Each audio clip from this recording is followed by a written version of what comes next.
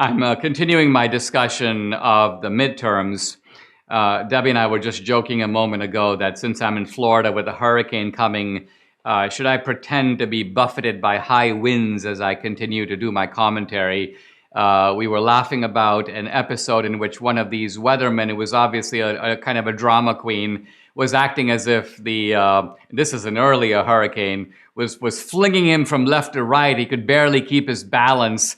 And then if you look in the back, you can see some people walking and a kid on a bike, and they all seem to be perfectly stable. So clearly this was an exaggerated account of what the weather was like. Well, in any event, let's turn back to our reflections, early reflections, or kind of initial reflections on what happened in the midterms.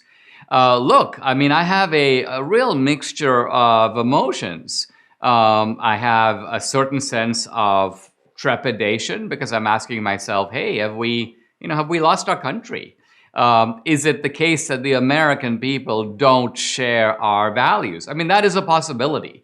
I don't think it is actually in the end, the possibility that I'm going to go with, but it's worth putting on the table because at some level you got to say, well, don't the voters know that we are in an environment of high inflation, high prices, unstable foreign policy, an open border, rising crime rates? Well, people do know these things, and we know they know because of Biden's approval ratings.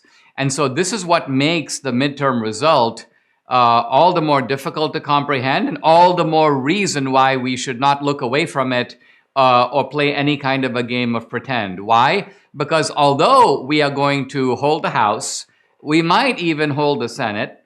That's a maybe. And under normal circumstances, you might go, well, that's not bad. We are advanced. We are moving forward. We're blocking their advance. So our troops are moving ahead. This was not a setback in that sense, but it was a setback against expectations. Because given the Biden wreckage, given his low popularity, given the fact that in the midterm, it is known, it is a kind of political truism that in the midterm, the party out of power wins seats. So put all that together, the natural wind, if you will, blowing in our direction in the midterm, add to it the one catastrophe on top of the other produced by Biden. I mean, this is not exactly an exemplary regime. The result has to be seen as very bad. Now, a big silver lining was Hispanics, and Debbie and I will talk about that. Hispanics coming in at 38 to 40% for the GOP. That is something with long-term consequences. I mentioned it. I'll pick it up in my discussion with Debbie. The other thing to notice is that there's a Florida model that DeSantis represents. DeSantis is, although in some corners of the media they're going, well, you know, this shows that the MAGA wing of the party is finished and DeSantis represents the establishment. That is just nonsense. That's not the case. We're actually talking about which MAGA wing of the Republican Party. In other words, are we talking about the Trump wing? Are we talking about, does DeSantis represent? DeSantis came to power in the sort of wake of Trump. DeSantis is a Trumpster. Now, he's not Trump. There are differences between DeSantis and Trump. And this is something we're going to have to look at very carefully. One of the criticisms, and this criticism, by the way, not coming merely from the left, it's really coming also from the right, from Republicans, from our own side, and not just necessarily from rhinos or the Republican establishment. The question becomes, does Trump have serious weaknesses?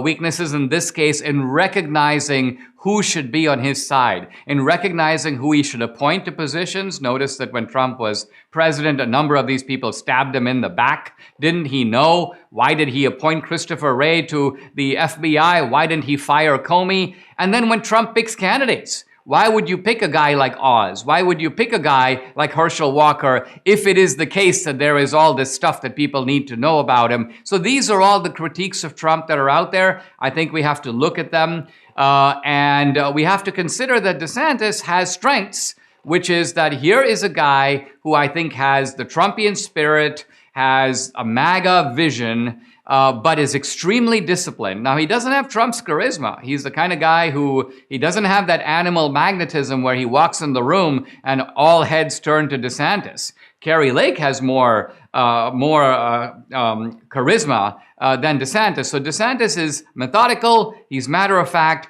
but he's very effective in dealing with the media. I'm looking at the sort of betting odds. These are the people who put money on what's going to happen in 2024. And I see that in the betting odds, and this, of course, is to be expected. Let's remember, this is like one day after the midterms. The DeSantis line has now moved to the top.